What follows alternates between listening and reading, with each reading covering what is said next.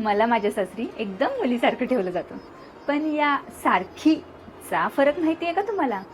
मुलगी सकाळी 9 वाजता पण झोपेतून उठू शकते, पण मुलीसारखी सकाळी लवकर उठून पण तिला टोमणेच ऐकावे लागतात.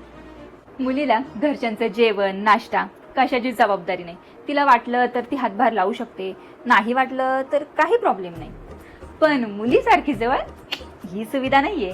ती आजारी असू दे, तिला काही लागलं असू दे, तरी तिला काम करायचंच आहे. इतरांशी फोनवर बोलताना मुलीची तर तारीफ होते, पण मुलीसारखीचे तर 2-4 अवगुण सांगितलेच जातात. मुलगी मनासारखं वागू शकते, पण मुलीसारखीला ती परमिशन नाही. ती कितीही चांगली वागली, कितीही चांगले विचार ठेवले तिने, तरी तिला डिमोटिवेट हे केलंच जातं.